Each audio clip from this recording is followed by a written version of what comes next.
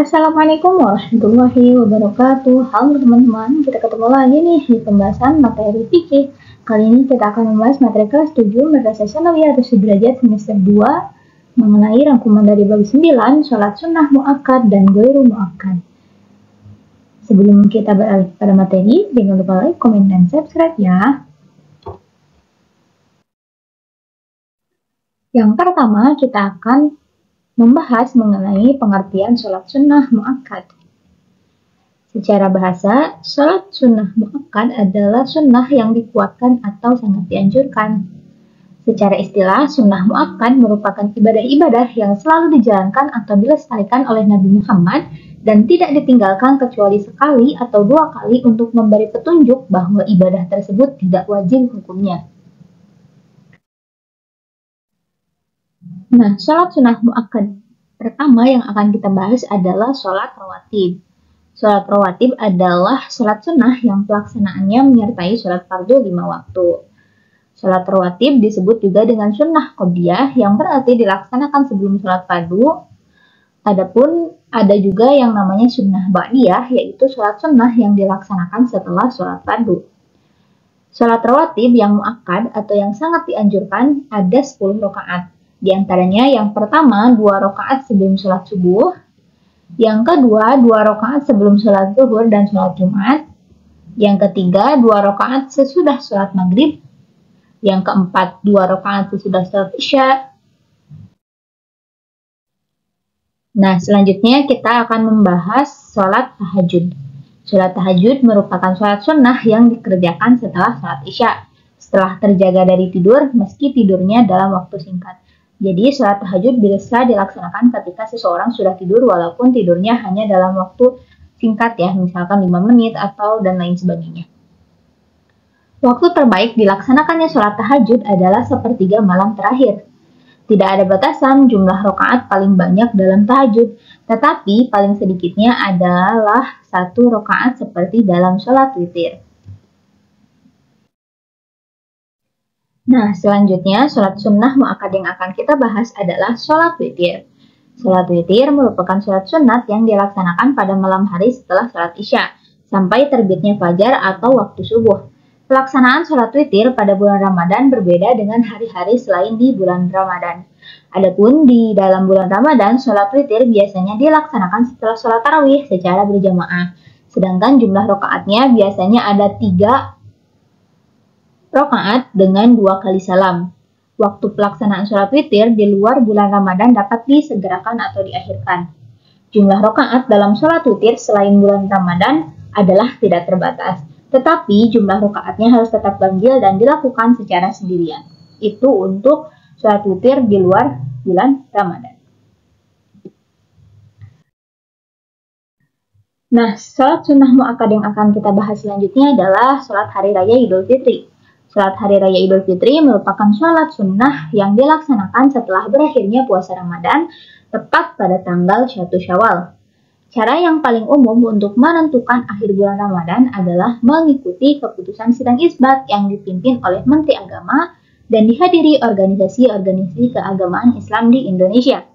Rangkaian pelaksanaan sholat hari raya Idul Fitri hampir sama dengan sholat Jumat, yang menyertakan adanya 2 khutbah sebagai bagian satu kesatuan. Selanjutnya, sholat sunnah muakkad yang akan kita bahas adalah sholat hari raya Idul Adha. Sholat Idul Adha merupakan sholat hari raya yang dilaksanakan pada setiap tanggal 10 Zulhijjah. Sedangkan waktu pelaksanaannya sejak matahari terbit hingga waktu sholat zuhur. Namun, disunnahkan pelaksanaan sholat Idul Adha lebih awal untuk memberikan kesempatan lebih luas bagi umat Islam yang hendak berkurban. Sholat hari raya Idul Adha pada dasarnya hampir sama dengan pelaksanaan sholat Idul Fitri.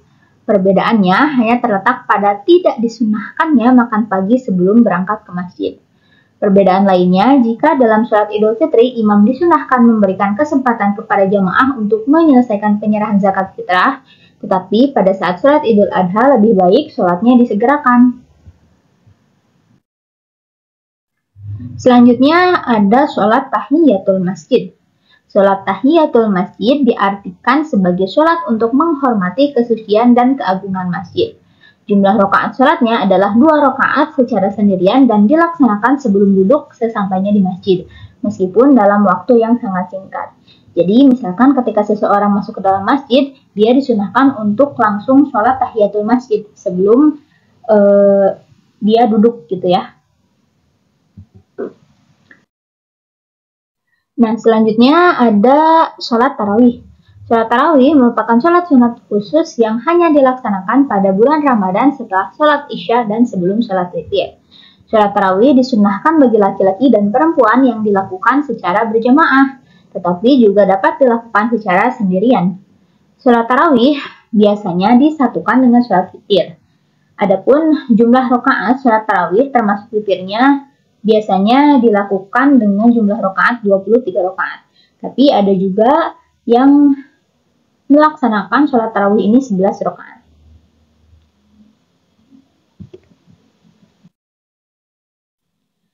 Selanjutnya, setelah kita membahas mengenai sholat sunnah mu'akkad atau sholat sunnah yang sangat dianjurkan, kita akan membahas mengenai sholat sunnah ghairu mu'akkad atau sholat sunat yang tidak dikuatkan tetapi dianjurkan. Nah, secara bahasa, sholat sunnah ghairu mu'akkad adalah sunnah yang tidak dikuatkan tetapi dianjurkan. Secara istilah, sunnah ghairu mu'akkad merupakan amalan yang Nabi Muhammad SAW tidak selalu melakukan setiap saat. Terkadang beliau melaksanakannya, tetapi juga meninggalkannya dalam waktu yang berbeda. Nah, sholat sunnah ghairu mu'akkad yang pertama adalah sholat duha. Sholat duha merupakan sholat sunat yang dilaksanakan pada waktu duha. Waktu duha berlangsung sejak matahari terbit hingga terasa panas, hingga waktu zuhur atau diperkirakan sejak pukul 7 hingga memasuki waktu zuhur. Sholat duha paling sedikitnya adalah 2 rakaat dan dianjurkan melaksanakannya dengan 4 rakaat. Namun yang paling sempurna jumlah rakaatnya adalah 6 rakaat dan paling utamanya atau ukuran maksimalnya berjumlah 8 rakaat. Yang kedua ada sholat istisqa. Sholat istisqa adalah sholat untuk mengharap diturunkannya hujan oleh Allah. Sholat ini biasanya dilaksanakan ketika di suatu tempat terjadi musim kemarau yang sangat panjang sehingga debit air menurun tajam. Nah, jadi jika pada suatu daerah ini terjadi musim kemarau yang sangat panjang hingga menyebabkan kekeringan dan sudah lama tidak turun hujan di daerah tersebut, maka umat di sana bisa melaksanakan, umat Islam khususnya, bisa melaksanakan sholat istisqa atau sholat untuk meminta hujan kepada Allah. Nah, untuk tata cara dari sholat istisqa, teman-teman boleh cari di mesin penelusuran ya.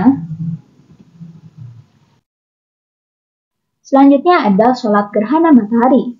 Sholat gerhana matahari disebut juga dengan sholat kusufus syamsi sebagai salah satu sholat sunnah dalam rangka merendahkan diri di hadapan Allah. Sholat gerhana matahari hampir sama dengan sholat Jumat yang menyertakan khutbah di dalamnya. Namun dianjurkan dalam pelaksanaannya secara berjamaah, tetapi boleh melakukannya secara sendirian. Adapun sholat gerhana matahari terdiri dari 2 rakaat dengan 2 kali ruku dan 2 kali sujud.